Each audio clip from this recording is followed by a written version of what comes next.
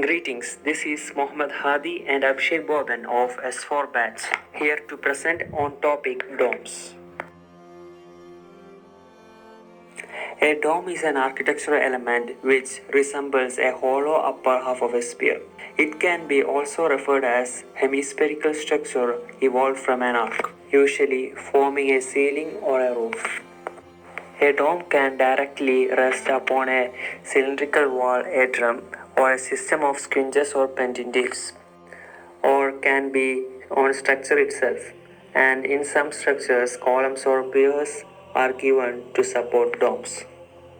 These domes are widely used both in Christian as well as Islamic architecture. These are famous examples in which domes are used in a structure. The story of the domes begins with the ancient times. A semicircular roofing element which crowns a structure appears all around the world in dominant structures like palaces, temples, administrative structures, especially in the current time West Asia, Europe, and Eastern Africa. We can see the dome in the mighty temple of Ur in Mesopotamia as the evidence for the historical importance for this extraordinary roofing. The use of dome-like structures have begun in the Neolithic Age. In this time, they built the domes using mammoth's tusk skin. Later, clay, brick, timber, etc. came in use. It was at the time of mighty Byzantine Empire. The dome began to widely used in their major structures, especially in its capital, the great city of Constantinople. The most famous example for this is the first megala ecclesia, Hagia Sophia. The Byzantine Empire was the ruling power of West Asia, Arabian Peninsula, Europe, and Northern and Eastern Africa for 1,100 years. They spread their architecture all around the world. In this time, the famous Damascus Cathedral, in current times the Umayyad Mosque, was built. It has a larger dome. After the siege of Jerusalem from the Byzantine Empire by Islam in Umayyad period, the Islamic leaders became impressed with the domes crowned the majestic Byzantine churches and cathedrals. And Islam also began to use domes in their masjids and palaces. By the historical fall of Constantinople in 1453, following by the Second Crusade and the Great Schism, the Eastern Christendom, mighty Roman Empire, and the medieval period have seen their end. And this Renaissance period started under the leadership of Leonardo da Vinci, Donatello, Michelangelo, and Raphael. In this period, so many experiments were done in the sector of art, architecture, and literature. And these inventions reflects on the design of the domes and other design elements in Christian architecture. So many varieties of domes were designed in this period. The most famous among these is the dome of Santa Maria del Fiore in Florence, or in other words, the Florence Cathedral. The domes are widely used in these times also. We can see the lantern domes, the ribbed domes, and other varieties of domes in the buildings like the Capitol building, the Supreme Court of India, and the Dome of Rock, etc. Different types of domes are ribbed dome, lantern dome, onion dome, oval domes, and crossed arc dome, and there are other combinations. Ribbed domes are commonly used in domes in both Christian and Islamic architecture. It is a type of vault which resembles a dome. This dome is being constructed using interlocking several timber ribs by placing it radially crossing.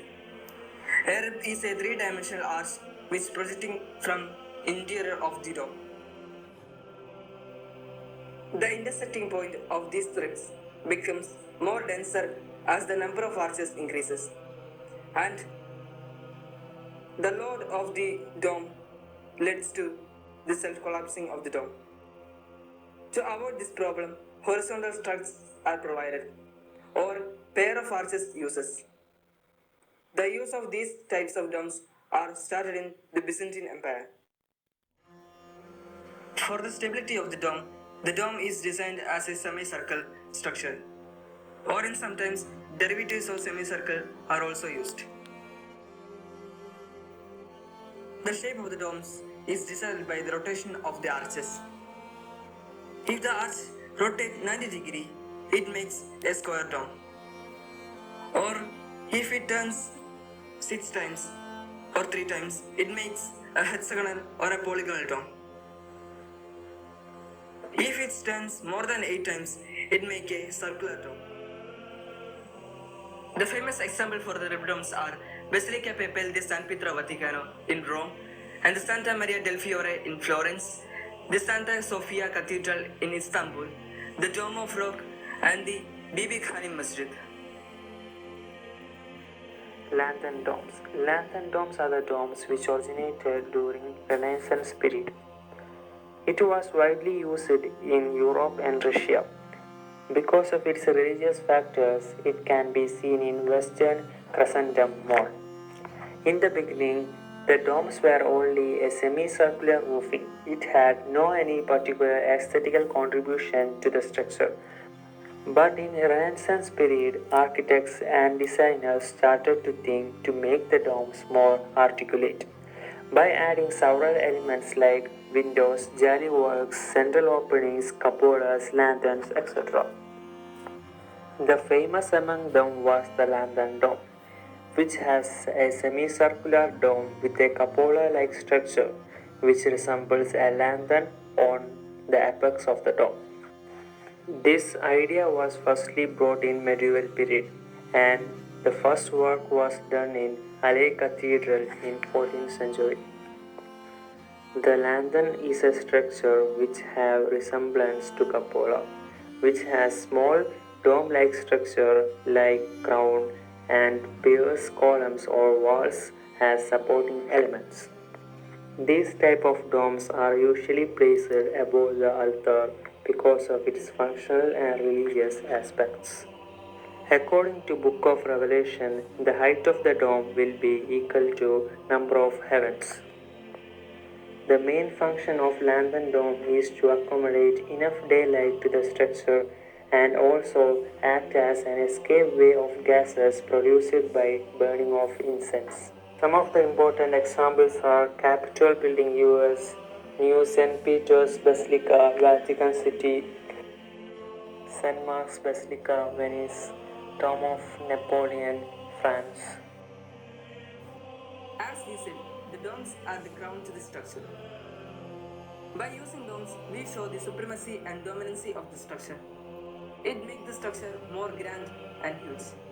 In interior, it contributes a sense of large interior space.